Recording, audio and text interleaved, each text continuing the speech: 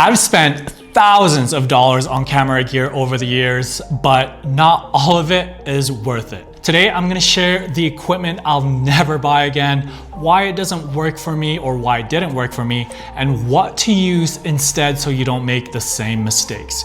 If you're in the market for camera gear, make sure you watch this video in case any of these are on your to buy list. As always, I'd appreciate it if you give this video a like and consider subscribing to my channel for more videos like these. And without further ado, let's jump into the video. First up is the DJI Osmo Pocket 3. I've used this as my main vlogging camera for a good, I'd say nearly about 2 years. I don't have it here with me because I got rid of it, so I'll probably insert a B-roll or something of me using the Osmo Pocket 3, but I bought it because it's tiny, stabilized, and promised cinematic videos anywhere I go to. But the more I used it, the more I found that the autofocus is very inconsistent, the sensor struggles in low light, and holding it steady without a tripod is trickier than it seems. You'd still get wobbles that's very noticeable. Even though it shoots 4K and 10-bit, I still prefer the look of a mirrorless camera. It's just much nicer. For me, it just didn't fit my workflow. Instead, I went back to using my mirrorless camera on a gimbal if needed. It's a bit heavier, but the results are far more reliable and the quality I find is much better than the Osmo Pocket 3. At first, it definitely became one of my favorite cameras, but the more I used it, the more I realized it ain't it.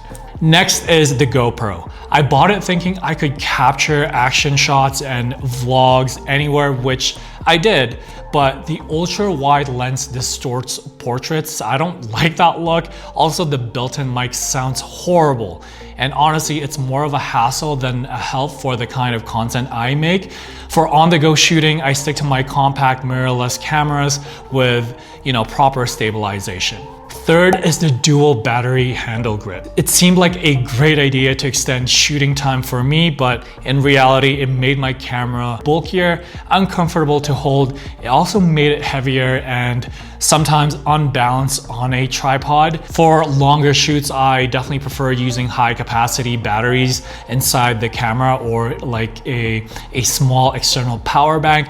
It just keeps the setup lightweight and more manageable. Now, the fourth item on the list are single ND filters. I had a lot of these in the beginning and they are useful in theory, but constantly swapping them slows me down and the quality isn't always consistent and they're just annoying to carry around. Instead, I use variable ND filters. They give me flexibility, they save me time, and they also maintain a consistent image quality across different lighting conditions. So it's just much better for running gun shots as well. Gear number 5 I regret buying is the nifty 50. I know, this is the classic 50mm. It's cheap, it's lightweight, but for my portrait work, it's too soft at wider apertures. It struggles in low light and the autofocus isn't always reliable. It just hunts a lot.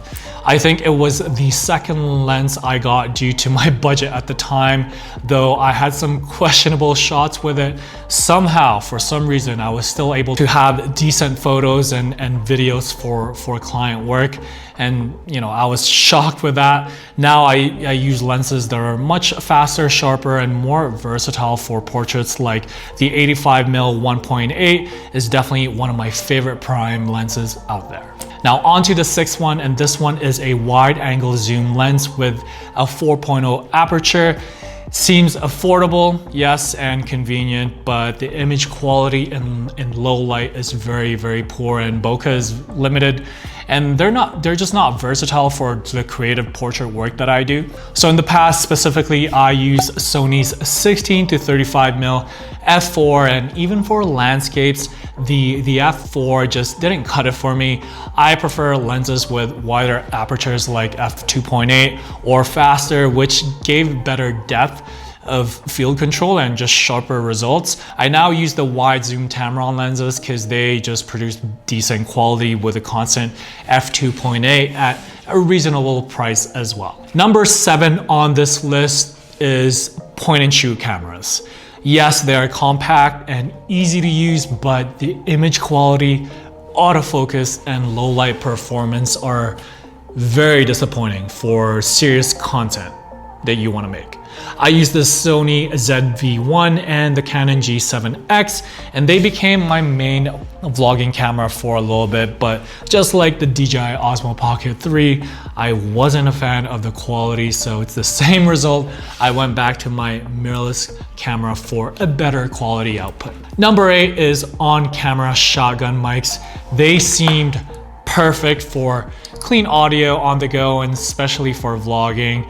They pick up too much handling noise and the rattling noise on these. And when I woke up this morning, I'm feeling a bit much better than yesterday, because when I woke up yesterday, my head was just throbbing. I don't know, I hated them, and they often don't sound natural in small spaces.